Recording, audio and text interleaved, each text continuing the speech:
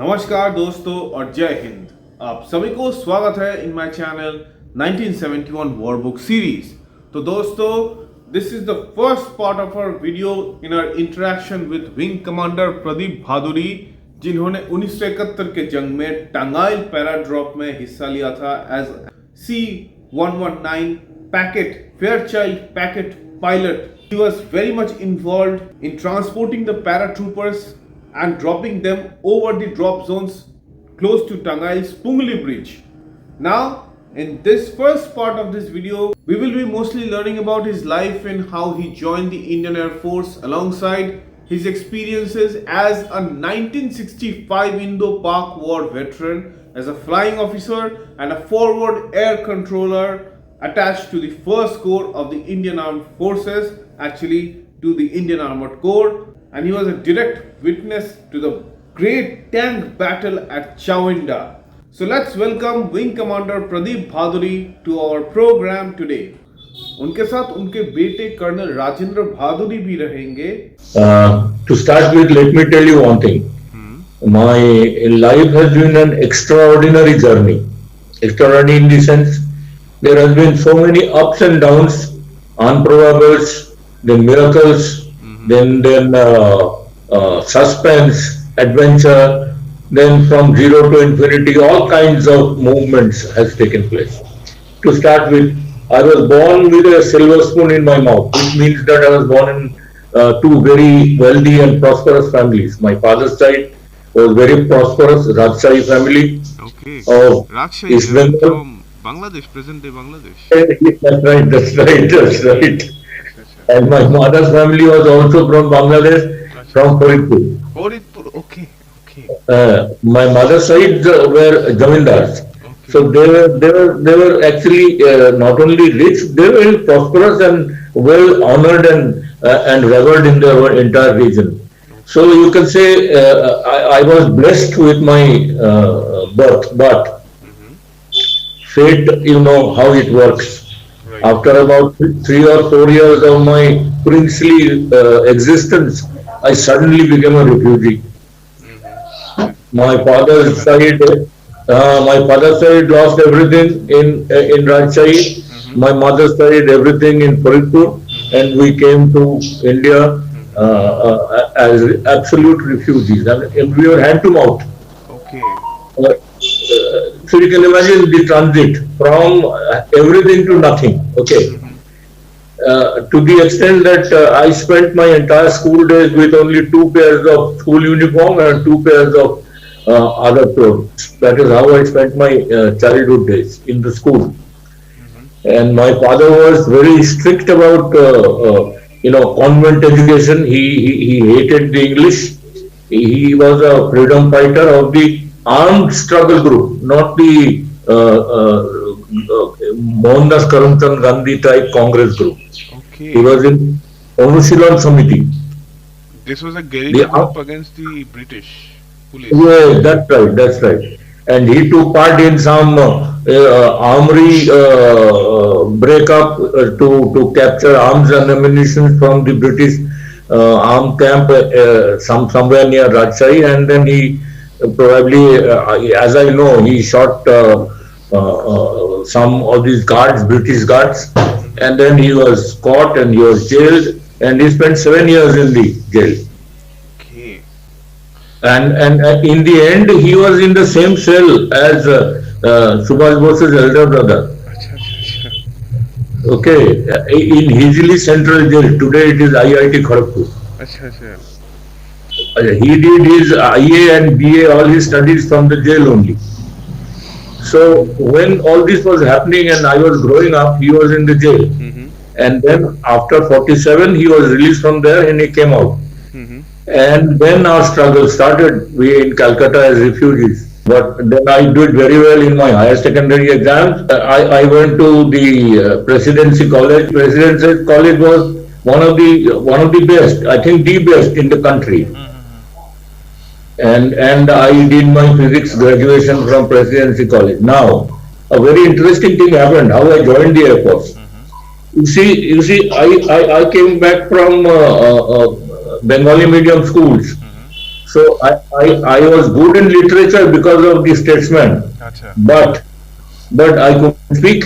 I couldn't speak a word of English, Okay. and I had nothing, no knowledge of Hindi at all. Mm-hmm. So I was a member of the university rowing team. Acha, acha. So The Lake we used Gardens to one, sir. I mean, the lakes, Dakuria Lakes, Nakuria Lake, and right? and there is a Calcutta University rowing club there. Acha, acha. And our routine was we go for rowing and then go for a jogging round all around the lake, Mm-hmm. and then come back after the jogging, go to the gym and then do some exercise and then go home. Okay. This was our routine. So I became very tough in the body. Mm-hmm. There were two classmates of mine from Presidency College. Both were from convent schools. Acha. Okay, one was from Doon School and the other one from Ravenshaw of Cuttack. Mm-hmm. Or whatever. They were discussing something to do with some flying pilot, etc. Acha. In fluent English. They convent educated, na, thought they were good at English. Mm-hmm. So I said, what are you talking about here, Bata? They said, no, you are a studious chap. This is not for you. I said, okay, what? They ridiculed me actually because I couldn't understand what they're talking about. Mm-hmm. So again, the next day, the same thing. They were talking about flying and pilot and all that. So I said, आज तो नहीं छोड़ूंगा. बोल क्या बात कर रहा है? What are you talking about?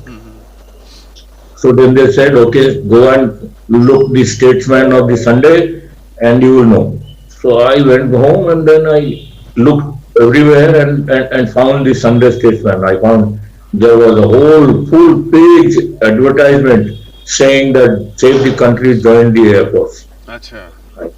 I This said, was what in is which this? year, sir? This was in 1962 end, 62. Acha. just after the Chinese aggression and our pathetic loss. Okay, so then I found out what is to be done. I did all that. I managed to send my application to the headquarters. Mm-hmm. And my God, one day they sent a letter saying that you have to appear in SSB Dehradun. Acha. And Dehradun, those days, I don't know what is it today, there were 6 to 7 days of grilling. At the end of these 6 or 7 days, there was this formal interview. Otherwise, I think now all it's 5 kinds days. maybe, whatever. I don't remember, long time ago. Okay. So, now, just imagine the audacity. I don't know how to speak English. I don't know anything about Hindi. And I am ready to go to Dehradun to appear in the SSB, covering 7 days of grilling. I said nothing doing, जाएगा, ठीक है. So Doon Express में बैठा. In the morning, by evening, the train reached Lucknow, and all the people who were going to appear in the interview next morning, they were all in the compartment. And they were talking in Hindi and English fluently all around me, and I neither can speak or understand Hindi, and I can understand English, but I can't speak. So I was keeping quiet, sitting in one corner. They tried their level best to do some ragging on me, but then they said, this man doesn't talk, so they gave up. After some time, one youngster out of those came and sat next to me and politely started talking very softly in English. Okay, now look at my plight. I had to translate his questions into Bengali, then get my Bengali answer translated to English, and then talk to him. That's what happens initially when you are learning a language. This is the way I started in the evening. And over a period of time, slowly I started gaining in expertise, and then by about 1 o'clock or 2 o'clock, we went to bed. I was speaking English. And next morning when I landed at Dehradun railway station, the SSB team was there to receive, and lo and behold, Pradip Bhaduri was speaking fluent English with them. Okay. Just in one evening, one night between Lucknow and Dehradun, I picked up spoken English, and out of 150 candidates, only 4 or 5 were selected, and I was one of them. Okay. So that is how I reached the Air Force Flying College, which was located at Jodhpur those days. Acha, acha. I was selected from Dehradun, then I went to Delhi for medicals, they selected me from there also. I went back home, they sent me a call-up letter saying that report to AFFC Jodhpur in February 63. Acha. I mean Air Okay. Force Flying School. And now that is called AFFC, Air Force Flying College, Flying College. Okay. which has finally moved to Dundigal in Hyderabad, Okay. which is now known as AFA, Air Force Academy. Acha. Okay, Air Force Flying College only was there for training the flying cadets. Mm-hmm. But Air Force Academy at Dundigal today covers all the aspects of training. Okay, Mm-hmm. all the branches, All the branches. Okay. all the branches together in the academy, flying, non-flying, all branches. Okay, so Jodhpur. Mm-hmm. In the beginning, I was very happy and I was flying on the seventh heaven. Okay, but the truth of it was absolutely pathetic. Mm-hmm. Every day, people were packing up their luggage and waiting to go home. Why? Because the rules were very strict. In 3 months, you have to finish the basic flying training. Another 3 months, you have to finish the intermediate flying training, Mm-hmm. and then only you could pass out from there. Acha. And in the process, the people are flying, getting. I mean, they're falling off the queue, and they were being suspended, and they were being sent home. Mm-hmm. And every day we could see people packed up with their luggage sitting on the roadside, waiting for the bus to go and to the railway station. It was that bad. So, and you can imagine, because the Air Force can't spend unnecessary time and money on people who are not fit. Mm-hmm. So in 10 hours of dual training in one type of aircraft, you have to clarify and clear for solo flight. And what was this aircraft In that you that- were all training on, sir? I'll tell you. Mm-hmm. The basic, and then intern, and then advanced. There were 3 stages of training. Mm-hmm. In the basic training, the aircraft used was Hindustan Trainer 2, HT2. Okay. Okay. Okay, it was an HL manufacturer. Mm-hmm. And then the intermediate stage was T6G Texan. It was an American aircraft. Acha. T6G, named Texan, TEXan, just a Texas ka Texan. Mm-hmm. Okay, so that was the 2 phases at Jodhpur. 3 months, 3 months. Acha. Can you imagine, in 3 months a fellow is going to fly an aircraft independently in all kinds of sorties and exercises? Mm-hmm. But he has to do it. Those who can't, just go home. As simple as that. So first 3 months in HT2, Mm-hmm. and then next 3 months in T6G Texan, which actually was in Second World War used as a fighter aircraft. Okay. By the Americans, of course, I guess. Yeah. Texan was used in the Second World War as a fighter aircraft. Mm-hmm. So that was the intermediate training. At the end of intermediate training, people were asked, where do you want to go? Mm-hmm. There were 3 streams available. One was fighters, the other was transports, and the third was helicopters. And I was very keen to go to fighters. I said, I'll go to fighters. Mm-hmm. But my instructor was a transport A1 instructor, the best of the instructors in Jodhpur, but he was from the transport stream. What was his name? Oh, he was squadron leader Mitra, Mitra. G2 Mitra, squadron leader G2 Mitra. Okay. Later on, he joined the Air India and retired from there as their senior most pilot. Mm-hmm.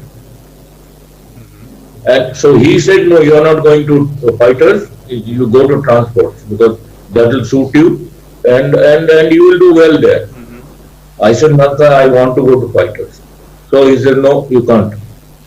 So I went to the chief flying instructor. I said, sir, I want to go to fighters. Chief flying instructor said, no, your instructor says you go to transport, you go to transport. No more argument, go.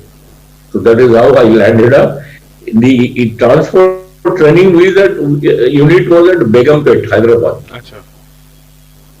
They were using Dakota aircraft for training, World War II era. for transport.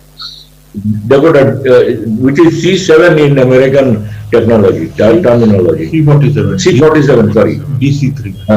DC-3 or C-47. C for cargo actually, cargo 47. Acha. Okay. The Americans use this terminology, F for fighters, C for cargo and H for helicopters. So it was DC-3 or C-47, Dakota aircraft. And it was a very nice aeroplane and it was very comfortable to fly. But all this time, in 3 months' time, you have to be a pilot. And you can imagine how long people take to get a commercial flying license. And it was like whatever our subjects taught was something on the same lines as the CFL, commercial flying pilot's license, CPL. And we had to fly 100 hours, and it was to be completed in 3 months' time. 3 months, 100 hours flight time. 3 months, 100 hours, and you have to do all the exercises, you have to clear all solos. And even after doing basic, even after doing intermediate, if people didn't do well in the FTW, they were sent back home. They were kind of pilot officers, I would say. Yes, we then, at the end of it, we passed out in the passing out parade and we became pilot officers. Okay. That is how, but pilot officer is actually a generic rank. It is, pilot officer doesn't mean you are a pilot. Pilot officer is the first rank of officers in the Indian Airforce. So that goes the same for flying branch, for admin branch, for logistics branch, medical branch, all branches. Right now the rank is not there, I guess. Rank is there, but it is not there. because our days as cadets we had no standing. But today, when the candidates join the academy, they become pilot officers actually. Okay, right after joining. And they pass out as flying officers. Okay. That is how you said the pilot officer rank is not there. Okay. In the academy, when they join as cadets, they are given pay also. Achha. But in our days, we were absolutely mar gaya abhi to kuch nahi, nothing. We had to sign such a bond, saying that my parents also had to sign a bond, saying that agar kuch hua to we can't help it. But today the boys who join the academy as cadets, they get a pay and they get their privileges as pilot officer, and they pass out as flying officer. That is how it is today. Okay, so we passed out. I did well in the course, and as a result of doing well in the course, I was sent to packets because the best people went to packets. Then after that the second block went to Dakota. After that they went to what do you call IL-14s those days, and then some people went to otters. And then the people who are even below, they went to helicopters. Okay. That was how it was chosen. Because packets were the aircraft of the day those days. They actually the aircraft. Now we will come to packets slightly later. The aircraft was state-of-the-art aircraft designed by the United Air Force, specially for the Korean War. Achha. Especially for the Korean War. But after the Korean Wars were over, they didn't want to use this aircraft anymore, so they were flying all over the world. And in Indian Air Force said we will fly them. The aircraft were, little later I will tell you, this aircraft had two other names. One was the flying boxcar. Boxcar, right. Okay, there was another name which people don't know. It was also known as the flying coffin. Why accident? Well, I'll tell you later. It had some fantastic features which made it very useful, but it had some difficulties also which were unsurmountable, and it caused number of accidents, number of fatal accidents. All over the Ladakh hills, there were these bodies of packet aircraft lying in valleys. So that is how, it was called the flying coffin. And here I'll just give you a small anecdote. Much later, I was flying an American general from Srinagar to one of the forward airfields in Ladakh. So, American generals. American general, he was going some maybe with the peacekeeping force or whatever. He had come to visit one of the posts, and I was flying him from Srinagar. Acha. The moment he came near the aircraft, he just turned around and said, "I'm not flying this flying coffin." I said, "What happened?" "We are flying it every day. I have flown 2,000 hours on it already." He said, "No, no, no, I'm not flying." Because the American aircraft now, and an American general, he knows all about it. This aircraft has some difficulties, which because of which it was not even given the flying safety certificate by the aviation authorities. Acha. Still, it was involved in this, in the flying. No, no, it was never given a safe flying certificate by the aviation authority. I'll explain to you a little later why. Because it had some difficulty which prohibited it from being a safe aircraft to fly. Acha.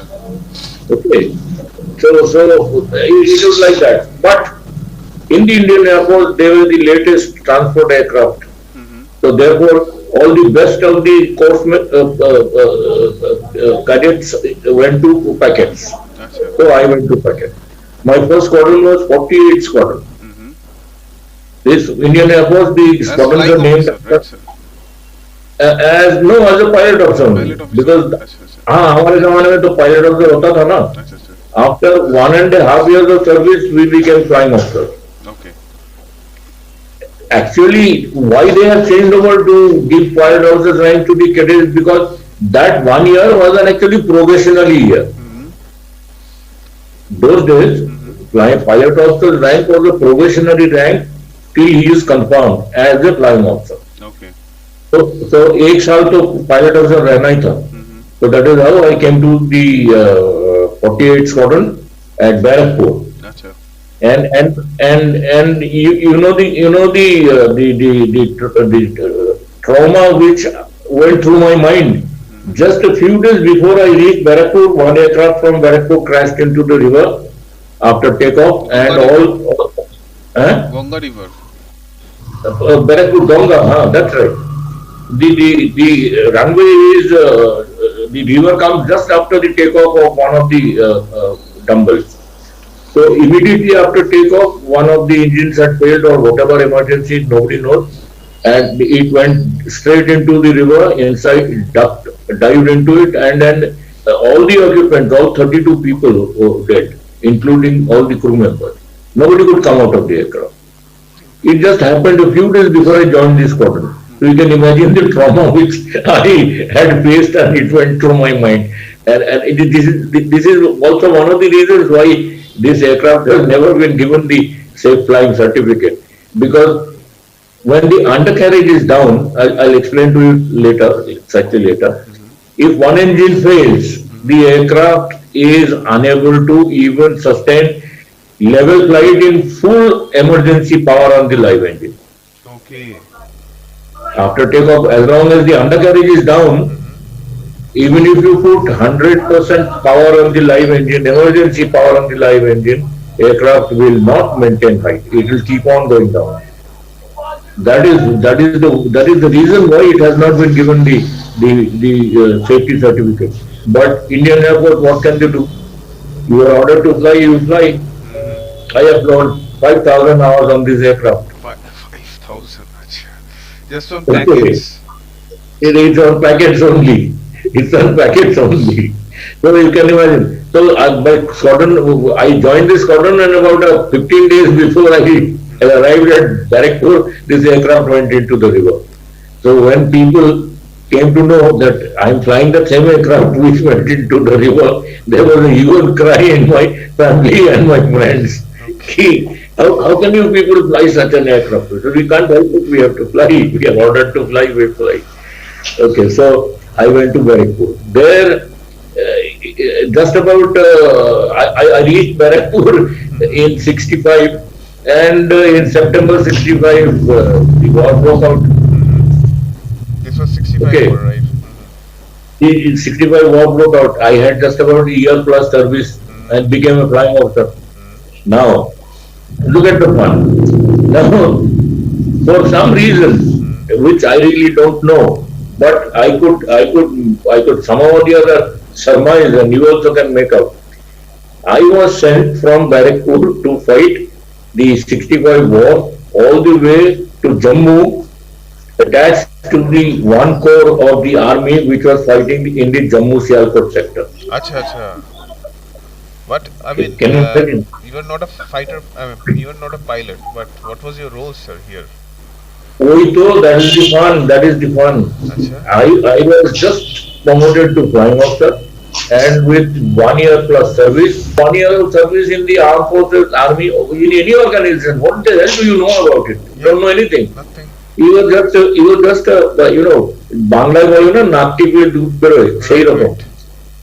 So they told me you are a very important person. There is a operations in which you have to take part. You go, and they gave me royal treatment. You know, I was flabbergasted. I was giving me royal treatment from Barrackpur. Station commander himself gave me his staff car to say you go quickly, pack up and come back. I didn't know what the hell was happening. Actually, because if they told me that this is the job, not only me, anybody, the station commander was given a task from the command that you provide one pilot for this job. So this job is such that if somebody tells you that you have to go and fight with the army on the front, which pilot will go? Because it's a totally different world altogether. Yeah. A pilot flies in the air, whether fighter pilot or transport pilot or bomber pilot or whatever. You fight in the air. You use your guns, your rockets, your bombs, whatever you drop from the aircraft. You don't know what the hell is happening on the ground. If you shoot down a fighter aircraft of the enemy, you don't know what has happened to the pilot. Bacha ki mara, he parachuted out, or he came down, he was shot down, or whatever. You don't know. But army, my God, on the ground you fight hand to hand battles. The one standing next to you suddenly, gets his completely neck severed from the body. And all this, what a pilot of this, just about 1.5 years of service, what does he know about all this, the way of fighting? Army training is such, they train you to fight, they train you to kill, but Air Force doesn't train you to kill physically. Air Force trains you to shoot, Air Force trains you to do target bombing. You look at the target through your sighting piece, and then you drop your bombs or you fire with rockets or whatever. You don't see what is happening on the ground.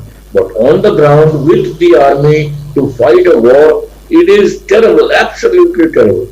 So they didn't tell me where I was sending. They didn't tell me what I am going for.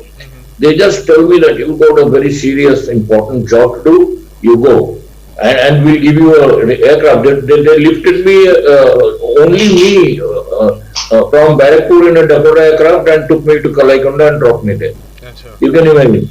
So I was feeling great, something great. Anyway, it's a different story. I would like to know, sir, a bit about your task as flying officer in the one corps. What was your job at that time? I'm coming to that. To reach there itself, that saga, as I told you, it is a catch-22 story. Whatever. I reached the one corps headquarters on the third day of my leaving from Barrackpur. From Barrackpur, they dropped me at Kalaikunda. At Kalaikunda, nobody knew what I'm supposed to do. Then after about a lot of inquiring, it was found that the army is supposed to train me to instruct a fighter aircraft to attack targets. Okay, so that was also a fiasco. I couldn't do anything because I don't know what the hell happens to the fighter aircraft. I don't know how do they talk. I don't know how do they communicate actually. Transport aircraft, you got enough time. You are doing things at a peaceful manner. But in fighter aircraft, you have no time. They talk in riddles. And then they communicate is also in some kind of a riddle to me. I didn't know. So I tried my level best. I couldn't. The fighter aircraft pilot didn't understand what I was talking about, and I didn't understand what he want to do. Finally, the target which the army chap wanted me to get attacked by the fighter aircraft, it never happened. After about half an hour, the fighter aircraft said, "I am low on fuel." I said, "Then you go back home." Then he land back. So I was very happy कि कुछ नहीं हुआ. Bloody hell! After the aircraft landed back, the major who was training me, he came and hugged me and he said, "Oh my God, you passed." I said, "What passed?" The aircraft never found the target. He never. No, no, no. In the war, it happens like that. You have to go and do it. Whether if you do it, you live. If you don't do it, you die. Very simple. So you have passed, and then he gave me tea and snacks, and there you go. That is how I passed the training of targeting a target on the ground by using the fighter aircraft. Okay. Then from there I took off early in the morning, and fate is such. I took off from Kalaikunda at early dawn, first light. Immediately after we took off, the Pakistani sabers came and attacked Kalaikunda. Okay. Just we had taken off, and we were probably not even 100 feet. The sabers came and attacked Kalaikunda, and we somehow or the other ducked down and flew along the treetops and evaded them, and then we went. So we went to Delhi. From Delhi they sent me to Ambala. From Ambala they sent me to Jalandhar. From Jalandhar they sent me to Jammu. I reached the One Corps headquarters. Now here the job was, I had to be attached to an army unit or formation which was flying in the front. Achha. Which was fighting in the front. Okay. And direct my Indian Airforce aircraft, which is to come for helping them and attacking the Pakistani targets. Okay. The technology, the name of this operator is FAC, Forward Air Controller. Okay. Okay, Forward Air Controller, FAC, whose job, he is the air advisor to the formation commander of the army where he is attached. So as a flying officer, just promoted flying officer, knowing nothing about army or air force, I was the air advisor to the army commander where I was attached. And I was attached to a tank regiment. Achha. Armored Corps. Achha. Armored Corps, which Raju joined later. Achha. So I was the regiment commander told me you will come and sit with me in my tank and operate from there. What was the unit? Tank unit? One Corps armored regiment. I really don't remember the name. I remember the commander's name, of course. He was Major Prem Hun. Achha. Prem Hund. Okay. Major Prem Hun, who retired later as a Lieutenant General. Achha. So he was the regiment commander. Prem Hun, Major Prem Hun.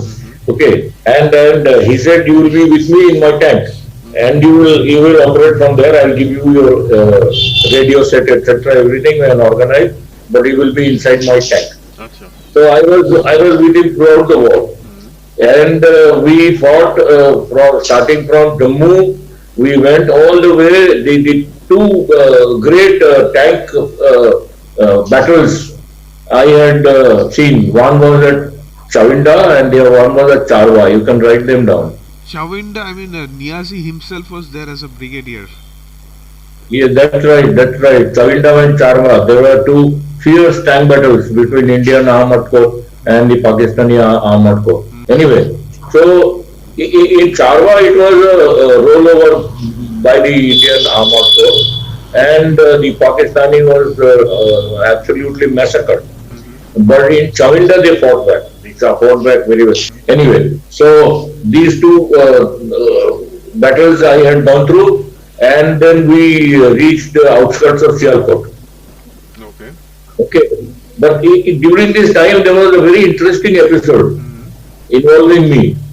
One day the Major Hun said, "Chal Pradip, we'll go for a Reiki sortie. One more tank, we'll take 2 tanks. we'll go in recce. We want to see the Pakistani situation from that ridge on top. So we started 2 times. Okay, but our number two, while crossing a nala, he got stuck in the mud, and he was trying to extricate himself from that mud and revving his engine and then reversing and forwarding, etc., for about 20 minutes. He tried his level best, but he couldn't extricate himself from that. And then after the nala, we had to rise up, and then ये क्या नाम है, गन्ना का खेत, sugar cane field, a tall sugar cane, about 7-8 feet high, more than that. And told that second chap to you stay back here now. We will send you the retriever, and they will take you back. So you just stay put here. And we were just climbing that bank of the Nala to get onto the sugar field. Okay. Halfway through, suddenly we stopped dead. We found that from between the strands of the sugar cane, the gun of a tank was protruding out and aiming at us. And we didn't know what to do. We stopped dead, and because while climbing onto a bank, you see the turret is normally rolled backwards, because in the front end it will go and hit the bank. The gun turret is rolled backwards. Backward, because easy to climb. Okay, so our gun was facing backwards, and this fellow is absolutely aiming at us. Absolutely, but there was no movement. So we just couldn't do anything. We couldn't go up, we couldn't go down, and we didn't know what to do, and we were wondering कि करें क्या अभी. Then suddenly the Subalin Major said, "Ki sir, let me get down and go and have a look, because they are not firing." Then we decided down and dekh kya. So he went, and then he shouted from there, "Sir, come. What come?" There were 2 brand new pattern tanks. The crew abandoned those tanks and ran away. Because the other tank which was making a lot of noise, they thought a regimental level attack has come and will be shot to smithers. So they just abandoned those tanks and ran away. And the brand new pattern tanks with all their accessories, and we drove them back. We came back with them, and the commander was so happy. Pradip, what kind of Air Force officer you are? You captured the Pakistani pattern tank, so you want to have some souvenirs? I said, I don't mind. So he gave me the periscope of the commander. In the tank there are 2 periscopes. One is for the driver, and one for the commander when the turret is down. When the turret is open, then that fellow stands there with his head out. But when the turret is the cover is down, then he has to be inside. Then he uses the periscope. So he said, "Real periscope is your souvenir." So it is still with me. I have it as a souvenir of 1965 war. Okay, so that is one of my great achievements. Being a pilot in the Indian Airforce with just about a year and a half experience, I had taken part in capturing of pattern tanks. Okay, 2 pattern tanks we captured. So anyway, the war was over. Then I came back to Barrackpur. So that was my contribution. Calling in any airstrikes on the Pakistani positions? Of course. Every day I was the one to plan and organize the airstrikes of the Indian Airforce. Pakistani Air Force, when they struck, then I had to tell these people and train them how to take evasive action. But I had to control the Indian Air Force fighters which came to attack the Pakistani targets all the time. The sorties were planned by me in the evening.